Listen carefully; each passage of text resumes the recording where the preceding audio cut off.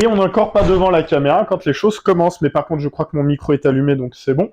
Ça permet d'avoir un petit peu de contexte. On va se retrouver encore autour de la table cette fois-ci. Alors, on vient de changer, on est passé sur la parenthèse qui est la deuxième chronique sur table. Presque. Rester proche de toi parce que il me faut un micro. Alors, c'est très bien parce que, alors, un, le sujet est tout trouvé, mais deux, je ne sais pas. Mais viens. T'as dit de vous décaler un peu comme ça, Viens, il n'y a pas de souci. Donc, on en a parlé, mais pas tant que ça au final, du livre que tu as écrit, Benjamin, qui s'appelle Le syndrome Magnéto et si les méchants avaient raison, édité au Diable Vauvert, qui est sorti un petit peu plus d'un an maintenant. Ouais, ça fait 1 an et demi, un truc comme ça. Ouais. Donc, dans lequel tu développes une problématique qui est super intéressante, alors qui vient à l'origine d'une vidéo que tu avais produite sur ta chaîne, sur les questions des motivations des méchants, de se dire que de plus en plus, il y avait, on était plus sur un concept un petit peu noir et blanc de la réflexion des méchants, et que quelque part, ça voulait peut-être aussi dire quelque chose de nos sociétés. Est-ce que tu veux développer quelque chose par rapport à ça? Ouais, après c'est dur de... Genre, il y a plein de trucs à dire là-dessus, mais... Sans aller trop loin, bien sûr.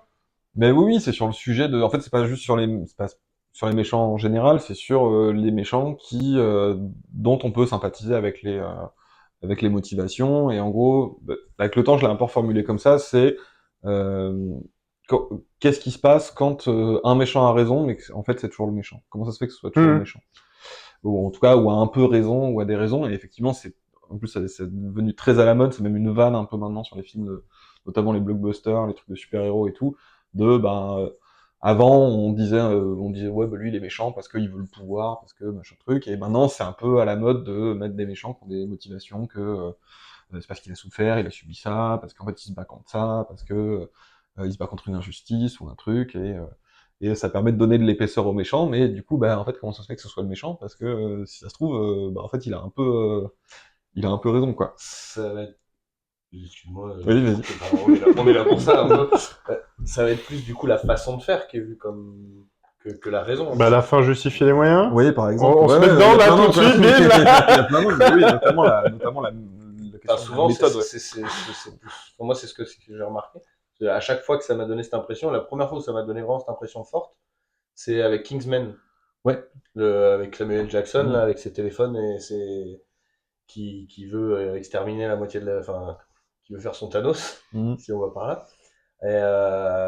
Et en fait, j'ai ressenti ce truc en fait, son discours et tout, il a raison quelque part. Il y a quelque chose, il y a un truc, mais pourquoi il le fait comme ça, quoi? Enfin, après, il y a des choix qui ont dû l'amener là parce qu'il trouvait pas d'autre solution, mais Alors après, il me semble que dans Kingsman, il y a le truc de, en fait, il veut sauver que l'élite, il veut sauver que les gens puissants de non, c'est l'humanité. aléatoire. Alors oui, mais il y a l'élite d'un côté, mais ça tue pas tout le monde non plus le truc. Ouais, mais C'est il réunit ciblé à pas les des gens dans un endroits. bunker? Il y a Oui, pas un truc y a un l'élite peu, aussi qui est dans un Elon bunker. C'est Musk, Ah, ça. à la fin, Si, une sorte donc un peu d'arche, grosse une merde, sorte de... quoi. Ouais, quand même. Non, ça reste assez dégueulasse derrière. Mais je vois ce que tu veux Mais tu dire. vois, jusqu'à arriver à ce truc-là, ouais, c'est ce que moi ça m'a un peu. J'étais un peu d'accord sur certaines idées. Après, oui, du coup, oui, c'est vrai que maintenant que tu me rappelles ce truc de la fin. Merde. Non, mais je vois ce que tu veux dire. Connard. Alors, moi, ce que j'ai bien aimé dans ce que j'ai pu lire, parce que je l'avoue, j'ai pas encore eu le temps d'aller jusqu'au bout. Non, c'est ce que tu disais, c'est que quelque part, il y avait une réflexion quelque part négative d'annihilation du méchant, alors que Thanos, au lieu de se dire, on élimine la moitié de la population, comme ça c'est radical. Pourquoi on se prend pas la tête à essayer avec le gant de l'infini de trouver une solution qui fait que tout le monde puisse vivre en harmonie, qu'il y ait de la place pour tout le monde, qu'il y ait des ressources pour tout le monde. Et c'est vrai que ça c'est un petit peu chiant parce que la réflexion de base elle est bonne, mais la méthode elle déconne à un moment. Il y a un C'est truc même pas qui... juste. En plus, c'est vraiment le truc de Thanos là enfin, le Thanos des Avengers des films, quoi. Parce que c'est pas vraiment ça dans la BD. Mais c'est vraiment ce truc de, ça juste pour faire écho à des trucs un peu sur l'écologie, sur les ressources, sur des machins comme ça. Mais en fait, à aucun moment, Thanos, il a vraiment raison. D'ailleurs, moi, je trouve ça toujours un peu flippant, les gens qui disent, ah, Thanos, il a un peu raison. Non, mais en fait, à aucun moment, le problème, c'est qu'il faut, faille tuer la moitié de l'humanité, quoi. Genre, genre, à aucun moment. Mais en fait, il est construit pour, faire écho à des trucs qui touchent vraiment les gens bah ouais, comment on va faire pour les ressources, est-ce qu'on exploite pas trop, est-ce que on pollue pas trop, est-ce que voilà, on n'est pas en train de détruire notre planète de manière générale, parce que lui son truc c'est sa planète a été détruite à cause de ça et tout, donc chez le spectateur ça fait écho à un sujet qui touche les gens, quoi.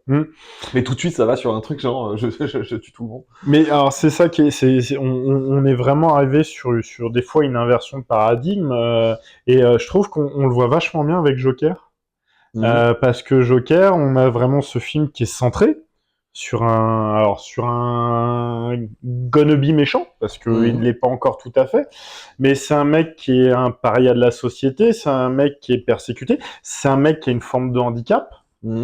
Et donc on va avoir une véritable empathie pour ce personnage-là et quelque part de se dire que cette douleur dans laquelle on l'a suivi en tout cas pendant presque toute la durée du film, bah ça va justifier en fait que ça devienne un destructeur. Alors en plus, je veux pas qu'on aille sur des terrains qui nous mettent en difficulté, mais non, mais parce que t'as vraiment des images de révolution à la fin. D'émeutes, ouais, en tout cas. Alors d'émeutes, mais surtout de renversement. Il va initier quand même quelque chose par rapport à ça. Alors après, bien évidemment, ce qu'il en fera, je n'ai pas vu la suite, j'en sais pas plus. Mais en tout cas, dans l'univers de Batman, bon, c'est pas forcément quelqu'un de sympathique.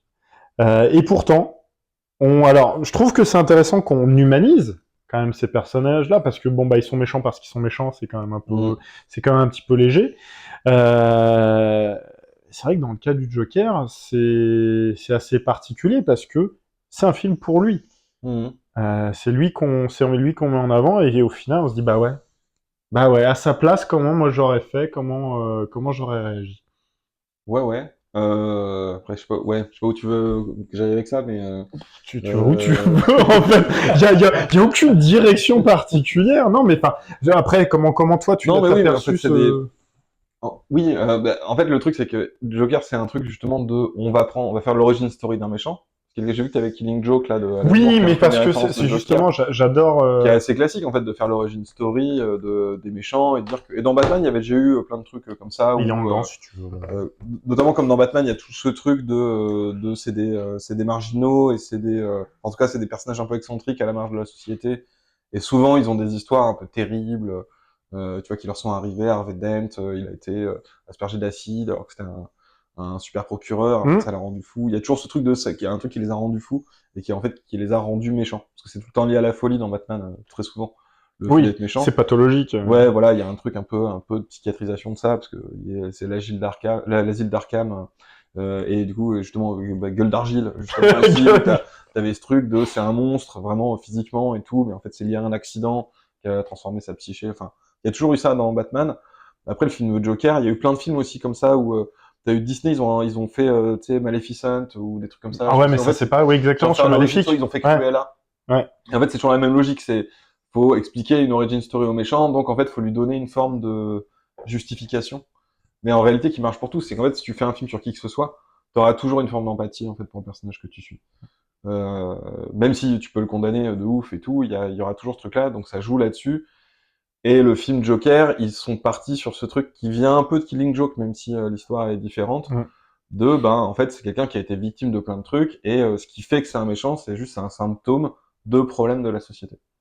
Et d'ailleurs, et c'est pas pour, et le film dit pas, et c'est Killing Joke non plus, que ça en fait un gentil. C'est que ça veut dire, en fait, il est le symptôme de quelque chose. Oui. Dans Joker, là où il retourne vraiment le truc, c'est qu'il y a pas Batman, même si on voit bébé Bruce Wayne, mais il y a le père Wayne, et c'est vraiment un connard, quoi. Genre, c'est vraiment, il y a aussi le fait de montrer en parallèle un autre mec qui est quelque part pire que lui, dans le sens où lui, il passe pour un mec bien, tout le monde l'adore et tout, alors qu'en fait, c'est une grosse merde, et donc voilà, en fait, c'est que des jeux de retournement comme ça, mais le film est centré sur lui. Donc fatalement, ça devient pas le héros, mais le protagoniste, en fait, de l'histoire, donc c'est lui que tu vas suivre, et t'as ce truc un peu émeutier à la fin, où il y a un côté... riot porn, comme on dit, en fait, le kiff de voir le truc tout cramé, Soulèvement, soulèvement, on fait tout qui est péter. très aveugle, et justement, où il n'y a pas de truc ils vont rien faire derrière, le fait que c'est comme ça, en plus, c'est censé donner Batman, spoiler, mais c'est ce qui justifie que les parents Wayne meurent, ce qui est le truc fondateur de Batman. Donc voilà, enfin, il y a tout un jeu avec ces trucs-là, quoi. Donc c'est vachement. Nous, on l'avait traité dans l'émission qu'on avait appelée La haine des riches, et où c'était sur. En fait, t'as eu plein de films pendant un moment, et ça continue d'ailleurs un petit peu, qui jouent beaucoup sur. En fait, les vrais salauds, c'est les gens de la haute et tout, et c'est pas les gens qui sont par ailleurs aussi des salauds, mais qui sont du bas. Parce que ça justifie peut-être plus facilement, vu qu'ils sont asservis par les gens du haut. Parce Ouais. que t'as ce rapport de force qui est déjà là, qui complique les choses. On commence pas avec les mêmes cartes, on commence pas Ouais, avec les mêmes exactement. chances. Ben c'est le truc de Killing Joke, c'est son idée à Alan Moore, c'était de dire en fait Batman il a un truc fondateur, c'est ses parents se sont fait tuer, du coup il devient ce vengeur masqué, mais il s'est dit je vais faire pareil avec son méchant. Et son idée c'est de dire en fait juste Batman il existe parce que Bruce Wayne a passé une mauvaise journée, et en fait un riche qui passe une mauvaise journée ça donne Batman, un pauvre qui passe une mauvaise journée ça donne Joker. Ouais. C'était ça le truc, quoi. J'adore ça. La formule, elle est folle. Hein. Ah ouais. C'est lui qui l'explique comme ça. Et du coup, voilà, c'est un jeu là-dessus. Mais ça casse justement le truc comment dire, Joker devient pas le gentil pour autant, en fait. C'est juste ça, comment dire, ça amenuise justement le côté noir et blanc de c'est quoi un gentil et c'est quoi un méchant, au final. Et c'est pas, et justement, en fait, c'est comme c'est des récits où c'est très clair que Batman c'est le gentil et le Joker c'est le méchant, ou n'importe quel autre méchant de Batman, et comment dire, ça casse ce truc un peu manichéen, de dire que parce qu'en fait, on a plus 8 ans, et en fait, dans la vraie vie, il n'y a pas des gentils et des méchants, et en fait, il y a des choses plus complexes qui se passent, et ce qui, d'ailleurs, pose un peu, des fois, problème dans les analyses du Joker, parce que, enfin, notamment du film, parce que t'as ce côté, des gens qui disent, oui, mais en fait, c'est clair que c'est le méchant, et donc que c'est pas bien ce qu'il fait, et que il est horrible, et tout machin, parce que c'est le Joker, et on sait que c'est le méchant. Et d'autres gens, au contraire, qui vont dire ah oui, mais non, ça craint parce que ça glorifie ce qu'il fait. Et en fait, pour moi, j'exagère un petit peu quand je dis ça, mais pour moi, c'est des raisonnements d'enfants de 8 ans. C'est-à-dire qu'en fait, dans un film, il n'y a pas forcément des gentils et des méchants. En fait, c'est possible, je vous jure vraiment. Ah mais non, c'est parce que je suis en train de dire. Pour vous. Non, Pour les gens qui sont un peu dans ce schéma-là, c'est vraiment possible. Et genre de toute l'histoire du cinéma, c'est même la majorité en réalité des œuvres, des romans, du cinéma et des jeux vidéo. Dans la plupart des trucs, il n'y a pas des gentils et des méchants en fait. C'est très possible de suivre un protagoniste qui est glorifié sur certains aspects, pas sur d'autres, qui est complexe, qui est moralement trouble, qui est. Mais je trouve on voit bien, on voit mieux. Enfin, après c'est parce qu'en ce moment je suis en train d'en bouffer à fond chez Marvel. Les méchants dans les comics, ils sont rarement juste méchants pour être méchants. Enfin, il y a et c'est t'es obligé de comprendre. Enfin, je veux dire, ce que t'es en train de dire là, que c'est noir. Enfin, tu vois qu'il y a des gens, ils arrivent pas. Pour eux, il y a un méchant, Je trouve que dans Marvel, tu peux pas te dire ça. T'as toujours un aspect du méchant qui est raconté et qui montre des bons aspects du bon chez lui en fait. Tu regardes Fatalis, Fatalis, il a plein de bons côtés dans son envie de diriger le monde, mais il y a plein de bonnes choses. Il apporte plein de bonnes choses. Après, ça compense pas forcément non plus, quoi. Non, mais tu regardes, au final, justement, tu ça regardes reste le méchant. Tu regardes la en fait. Latverie, son pays, il est adoré. Alors, il a fait des choses très strictes et très machin, mais au final, tout le monde l'aime, et quand il l'enlève de la Latverie, ils sont dégoûtés que ce soit quelqu'un d'autre qui vienne à sa place. Enfin là, je prends lui, mais enfin, on peut reprendre. Magneto, il y a des idées aussi un peu pareilles sur certains aspects. Mais ouais, tout ça, c'était pour dire le côté où, moi, enfin, dans les Marvel, je trouve que c'est bien, Mais c'est bien équilibré en tout cas. Je vais reprendre ce que tu voulais dire par rapport au fait que, oui, dans la littérature, dans ce genre, il n'y a pas forcément des gentils, il n'y a pas forcément des méchants, mais il y a quand même, il y a un besoin de conflit pour qu'il y ait une progression, pour qu'il y ait de la, comment dire, il faut qu'il y ait de l'enjeu, il faut qu'il se passe quand même quelque chose. Donc il y a quand même besoin d'une opposition. Alors, une opposition qui est pas forcément manichéenne comme tu le dis, mais on va quand même facilement essayer de. Bah d'ailleurs c'est aussi comme ça que je trouve que Game of Thrones a été assez original là-dedans. Parce que tu vas identifier quelqu'un comme un méchant, et puis ça va durer pendant 3 épisodes, et puis à un moment, tu vas avoir de la sympathie. Le limier, moi, j'ai trouvé ça super dingue, comment ils ont réussi à retourner le truc. Cersei Lannister, de temps en temps, t'as de la sympathie pour elle. C'est assez fou. Et de se dire que... Bah, je vais reprendre un peu ce que je disais tout à l'heure par rapport à Spec Ops. Mais quelque part, on est formaté. On est vraiment formaté par des représentations pareil, de conflits. Alors, on en a parlé en sous-texte tout à l'heure par rapport au monomythe, par rapport au fait que on avait ces mythes fondateurs, on avait ces oppositions qu'on avait l'habitude de trouver. Un Momi, c'est un peu de la merde, mais Ouais, mais c'est un peu de la merde, mais je trouve que c'est fascinant aussi. Ouais. Parce que Ouais. ça se décline. Non, mais ça se décline dans plein de choses. On aura Ouais, cette discussion plus tard, je pense. Le problème, c'est que, essentiellement, le monomythe, pardon, c'est pour ça que je dis ça, c'est pas que c'est de la merde, c'est que, en fait, le monomythe, c'est le truc qui est hyper souvent cité en Ouais. fait, tu retrouves ça. En fait, le monomythe, c'est très important dans notre culture. Pourquoi? Parce qu'en fait, il y a des gens qui ont lu le monomythe de Campbell, notamment George Lucas. Et oui, mais complètement. Et qu'en fait, du coup, en fait, ça a inondé tout Hollywood et tous ces trucs-là. Et que du coup, bah, en fait, c'est une prophétie autoréalisatrice. C'est qu'en fait, eux, ils ont, ce schéma, il est partout parce qu'en fait, il y a des mecs qui ont mis ce schéma partout. Et en fait, le truc de dire que c'est un truc de toute l'humanité a toujours pensé comme ça, c'est un petit peu particulier. C'est pour ça que je dis que je trollais en disant que c'est un peu de la merde. Ouais, Mais, je suis assez, c'est plus compliqué que ça. je suis assez d'accord, mais c'est vrai que cette idée d'archétype, donc qui vient aussi de la psychologie de Jung, alors qui lui-même était alimenté par d'autres sources, non, c'est quand même assez marrant, et puis peut-être assez fascinant aussi, parce que Ouais, bien sûr. Ouais. c'est plaisant d'avoir ce genre de truc. Mais où je veux en dire, où je veux aller par rapport à ça, c'est par rapport à cette construction.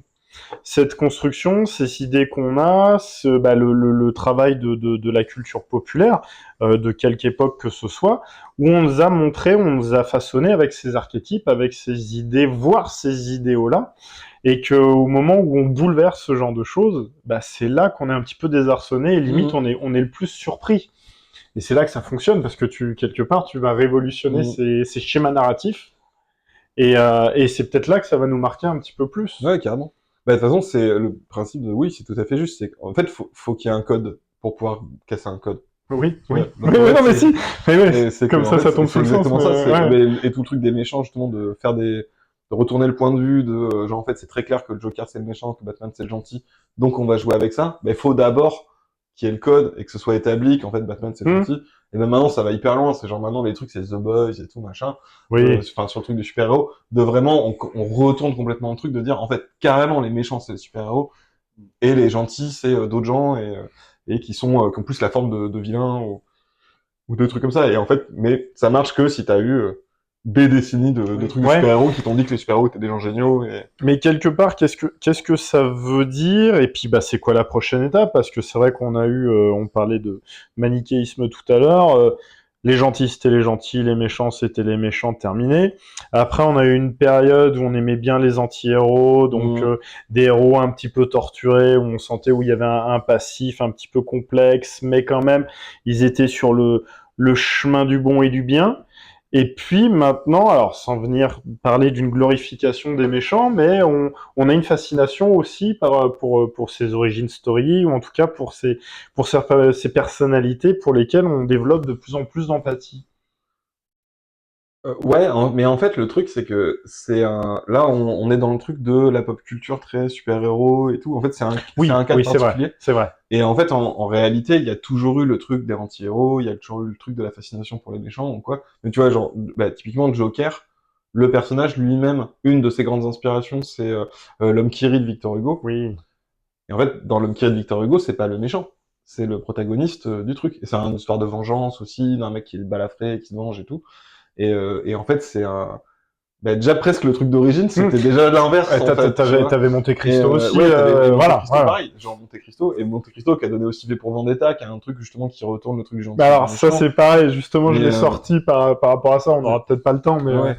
Mais tu vois, en fait, ce truc, c'est que je suis pas sûr qu'on est en train d'avoir une tendance à revenir sur des méchants des anti-héros, parce qu'en fait, ça a toujours existé, c'est juste dans certains codes, notamment le code du super-héros, code des super-héros est arrivé dans le mainstream, ça existe depuis très très longtemps, mais là avec justement toute les décennies Marvel où en fait c'est devenu vraiment hégémonique culturellement. Mhm. Et ben en fait ça devient hégémonique, donc les gens kiffent trop, et au bout d'un moment ça établit un nouveau standard et ça commence à saouler un petit peu les gens, et il y a un peu overdose de ça. Donc ce qui plaît, c'est de faire même c'est un peu Deadpool, tu vois déjà, de Ouais. dire, on va casser un peu le truc, Oui, on va même faire pas. des personnages un petit peu plus flous, T'as un peu plus les rigolos. Suicide Squad qui arrivent, t'as Voilà, des, c'est ça. tu On va disais les passer sur le Thunderbolts méchant. qui En fait, c'est la arrivent. fin de la boucle. C'est-à-dire qu'en Ouais. gros, il faut d'abord qu'il y ait... je prends l'exemple de The Boys, justement, parce que je trouve qu'il marche très bien, c'est que la BD The Boys, qui arrive dans les années 2000, c'est une époque où, dans les comics, il y a vraiment une envie de faire des super-héros un peu plus douteux moralement, où on va commencer à faire des trucs un peu plus trash, on commence à avoir enfin, ça existait déjà avant, mais il y a vraiment une mode, en fait, à ce moment-là.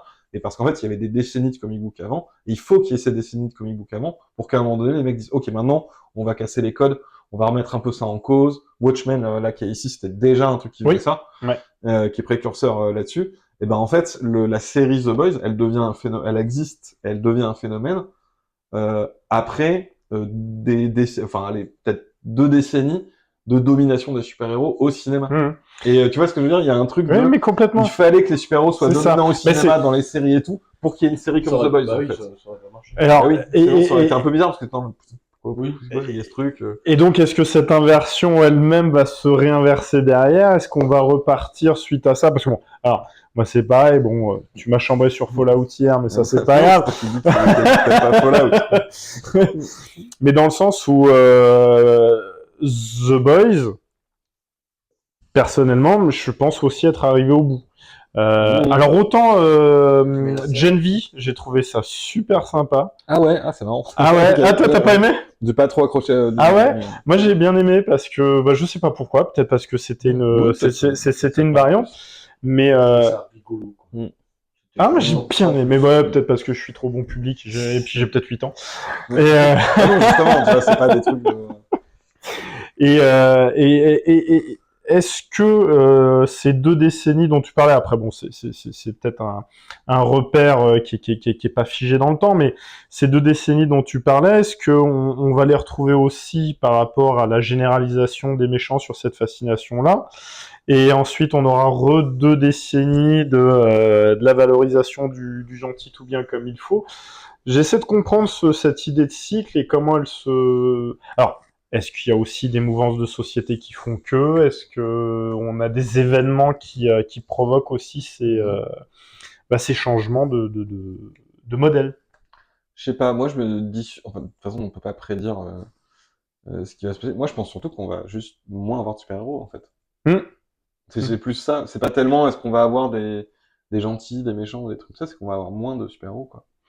Et pareil, genre, tu vois, c'est aussi Disney, mais les dessins animés Disney, les méchants Disney, il y a eu tout ce truc aussi d'évolution dedans et tout, et notamment tous les derniers grands trucs Disney, il y a clairement un truc il y a plus trop de méchants emblématiques. Tu sais, les Jafar, Ouais, complètement. tu vois, même des suridentifiés. les sorcières et tout comme vous pouvez y voir avant, et qui étaient vraiment charismatiques, et depuis, mais en fait parce que tout simplement ils ont commencé à casser un peu les structures et à dire par exemple, en fait dans La Reine des Neiges par exemple, qui était un des gros succès Disney, en réalité la méchante un peu du film, quelque part c'est un peu l'héroïne, c'est un peu Elsa, même si en fait il y a un méchant qui arrive au bout d'un moment mais qui est absolument pas mémorable et qui est juste une espèce de petit twist qui fait qu'il y a quand même un méchant. Je voulais le truc avec les bateaux là en Polynésie, Vaiana, où pareil t'as un truc en fait la méchante, cette espèce d'entité qui en fait est pas vraiment une méchante et tout machin, et du coup parce qu'ils essaient de casser cette structure là, bon parce qu'en fait ils sont obligés eux-mêmes de casser leur truc de princesse, de qui est le gentil, qui est le méchant. Là ça se voit, tu vois, quand tu regardes Encanto ou des trucs comme ça, tu vois qu'ils essayent de trouver d'autres pistes parce qu'en fait c'est un peu rincé maintenant leur truc, et voilà ils font ou alors ils font de la parodie de trucs de princesse Disney eux-mêmes, tu vois, des trucs comme ça, et je pense que c'est juste qu'au bout d'un moment il faut qu'ils se réinventent parce que tu renverses les codes, c'est ce que tu disais aussi, c'est que on a une familiarité qui limite, je trouve que quelque part c'est limite un petit peu facile. C'est un peu facile parce qu'on joue avec ce conditionnement. Je tourne en rond, c'est le truc que j'ai déjà dit tout à l'heure, mais pour mieux nous les foutre dans la tronche. Alors c'est pour ça que moi j'avais bien aimé La Reine des Neiges. Voilà, j'ai pas aimé Fallout, mais j'ai aimé La Reine des Neiges. J'aime beaucoup La Reine des Neiges. super bien. Parce que il y a ça, il y a cette idée du coup de foudre, il y a cette idée de on va se marier parce que et puis paf, il avec ce truc, alors que pendant oui facilement 50 ans, Disney a bâti son idée de la princesse qui trouvait son prince, ça se faisait direct, c'était l'amour fou et puis ils vécurent heureux et eurent beaucoup d'enfants. Ça, c'était essoufflé. Oui, mais Avant la Reine des Neiges, Disney. Mais c'est pour ça que par exemple Pixar avait émergé aussi. C'est qu'en fait Disney n'arrivait plus à faire de succès parce que en fait les succès c'était Toy Story, c'était ce truc-là. Qui sont pas du tout sur le même schéma, qui sont d'autres schémas. D'ailleurs même Pixar, on pourrait faire l'analyse qu'ils arrivent un peu au bout de leur schéma. Parce qu'en fait, les Pixar commencent, qui était un truc très original au début, là, ils commencent un peu tous à se ressembler, ou à utiliser un petit peu les mêmes formules et tout. Donc oui, c'était déjà un petit peu rincé. Et Disney est revenu en faisant ce truc de, on va justement faire les princesses, mais pas comme avant. Donc ouais, je pense que ça change. Et tu vois là, bon, en fait, il y aura quoi après pendant un moment, genre, il y a des westerns partout. Dans tu vois, la culture industrielle américaine. En fait, maintenant, les westerns, c'est ultra rare. Ah bien sûr. Et il y en a plein encore de très bien qui sortent, mais les films de mafia aussi. Ouais, les films de mafia. Bon, mais les films de super-héros, ça va passer pendant un moment. Il en restera un petit peu. Il y a des gens qui auront des idées, qui font des trucs. Mais c'est marrant parce que quand ça revient, souvent c'est pour détourner les codes du western. C'est pour jouer sur quelque chose qui est établi. Mais déjà le western spaghetti, c'est déjà un truc qui se met en opposition, enfin, qui part des bases du western et qui fait hop, on va casser un peu les codes du western. Mais c'est vrai que c'est marrant parce que je me suis jamais fait cette réflexion, mais t'as vraiment cette idée-là parce que bon après t'as Terence Hill et Bud Spencer qui ont fait aussi du comique, mais on retrouve ce phénomène-là avec le film de zombies. Où au bout d'un moment c'était quelque chose de très sérieux, voire quelque chose de politique, et puis après on a eu du film d'angoisse, et puis on a eu de la comédie de zombies, on a eu de la comédie romantique de zombies, c'est-à-dire qu'on a un style, allez hop c'est le mot, là, hégémonique. En ce moment, on est bien sur les trucs à chier. Les derniers trucs de zombies que j'ai vu passer... Mais j'ai l'impression que ça se fait un peu moins, là. C'est déjà ouais, mais c'est en train de se casser la gueule. Putain, moi, je suis impressionné de voir que The Walking Dead continue à essayer de survivre. Mais t'as l'impression que c'est ça? C'est un peu le truc qui refuse de mourir. Ah ouais. Il y a Daryl, ouais. Mais c'est le truc qui refuse de mourir, et c'est un peu mort-vivant, quelque part. Mais après, c'est peut-être aussi le dernier bastion. C'est-à-dire qu'en fait, c'est le truc de zombie à succès récent, quoi. Et du coup, ce sera les derniers à tomber, quoi. Quand même, il reste plus grand-chose. J'étais un gros fan, mais j'avoue que les 7, 8, 9... Oui, déjà, tu vois, ça fait beaucoup. J'ai peiné à les regarder, à la 10, j'ai regardé la moitié, j'ai fait... Surtout, qu'est-ce que t'as raconté? Qu'est-ce que t'as raconté quand t'as étiré jusqu'au bout ton univers, tes logiques? Alors, j'ai pas lu les comics. Tout le monde me dit que c'est mieux les comics. Ouais. Mais les liens, ce que tu disais hier, les liens sociaux dans l'univers de Walking Dead, comment les gens réagissent par rapport aux autres gens et tout, je trouve que c'est vachement bien foutu. Ah oui, carrément. Ouais.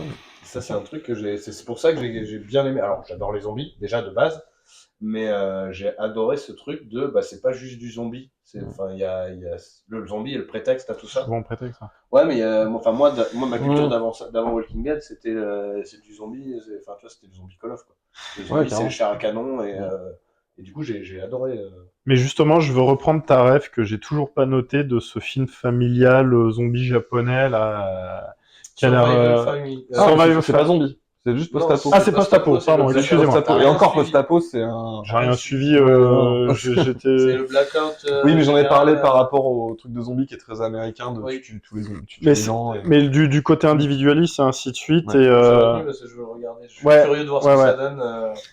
Je vais le noter là-dessus parce qu'il y a des questions de culture aussi. On va pas avoir le temps de développer ce genre de choses parce que c'est vrai que c'est super intéressant. Waouh! Non, mais je peux t'aider à boucler là-dessus. C'est que si ça, c'est une piste, c'est que pourquoi, en fait, maintenant, notamment via les plateformes, mais pas que, là, les derniers succès un peu surprises, c'est pas des trucs américains, la plupart du temps, c'est des trucs de Corée du Sud. Bon, le Japon se tire toujours très bien. Il y a souvent des succès qui viennent du Japon. Mais là, t'as des films indiens, t'as des films, tu vois, chinois, qui arrivent, tu vois, même dans le jeu vidéo, là, Wukong, tu vois, Black Myth, tu vois qu'en fait, il y a des trucs qui commencent à sortir d'un peu partout. Et c'est pas juste parce que subitement ils font des trucs bien, ils ont toujours fait des trucs bien. C'est aussi qu'il y a un effondrement des trucs classiques américains, ils savent plus quoi faire, ils sont là, ils font des super-héros, ils font des zombies, ils savent plus quoi faire. Ouais, et en fait, ils font le truc jusqu'à la corde. Et en fait, si tu veux de la nouveauté, tu regardes la Corée du Sud, en fait. Oui, tu mais vois, de où- plus en Alors plus, qu'en vrai, ouais. c'est pas, enfin, du coup, au final, c'est pas si nouveau. C'est juste que Ah non, ouais. le regard se tourne et du coup, ça paraît nouveau. Et puis il y a une forme d'exotisme aussi, c'est des Il y a choses dont on n'a plein, pas plein, plein de gros l'habitude, c'est trucs, des hein. schémas qu'on découvre, en tout cas pour nous, c'est ce qui rend la chose assez intéressante. Ouais. Bah, Mm. tu vois, un des derniers trucs bien de zombies que j'ai vu, c'était le dernier train pour Busan, qui avait Pour été Busan, ouais. un super, Ah, j'ai super vu, ouais. succès. Et en fait, c'est parce que, bah, tu vois, ils savent plus quoi faire avec les trucs de zombies. Bah, il y a en Corée du Sud, il y a des mecs qui ont fait, si, moi, je vois très bien ce que je peux faire. Ils ont fait le dernier train pour Busan, qui est excellent. Ah, merde, c'était quoi?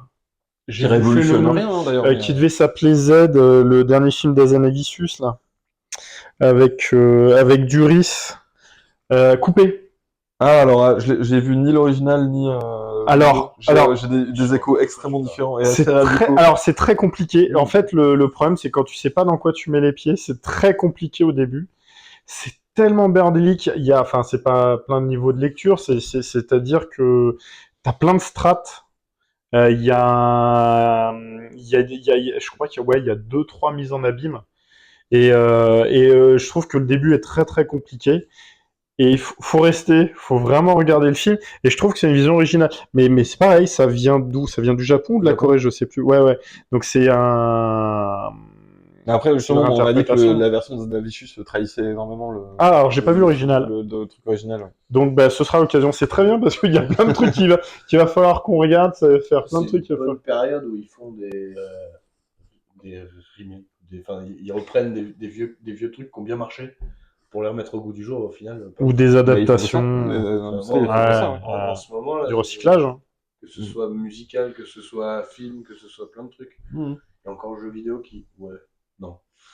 Les triple A, ils sont Bah pas. non, mais si tu regardes bien, tu vois, tu prenais quand même l'exemple de Black Myth Wukong, mais ce qui est assez drôle, c'est qu'on est quand même sur un Souls-like. C'est une structure qui est devenue complètement à la mode et qui, au bout d'un moment, d'ailleurs, ne veut plus dire grand-chose. Et en utilisant un mythe fondateur chinois qui est le voyage vers l'Occident. Donc c'est assez drôle, cette espèce de melting pot, parce qu'il y a quand même quelque chose où t'as pas l'impression qu'ils prennent beaucoup de risques. Alors peut-être que le risque se fait sur le budget qui a été mis dedans, mais c'est des choses qui leur sont très familières au final. Alors qui nous sont familières nous par rapport aux mécaniques de jeu, mais qui leur sont pour eux par rapport au folklore qui est Mhm. développé.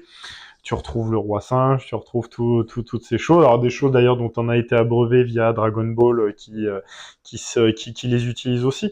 Donc c'est fou, mais c'est pas forcément celui que j'irais chercher dans le truc le plus original, le truc le plus Ah non, mais c'est impactant. plus au sens de ça concurrence vraiment l'industrie, tu vois. Hmm. Genre vraiment, et là maintenant, il y a la domination américaine sur le jeu vidéo. Alors même si sur le jeu vidéo, il y a quand même une grosse domination japonaise, déjà de base Oh, aussi. se casser la gueule aussi. Hein. Ouais, mais voilà. Ouais. Mais en fait, bah, là maintenant, si quand des industries arrivent plus à faire des nouveaux trucs, et ben il y a d'autres industries qui arrivent en proposant des choses.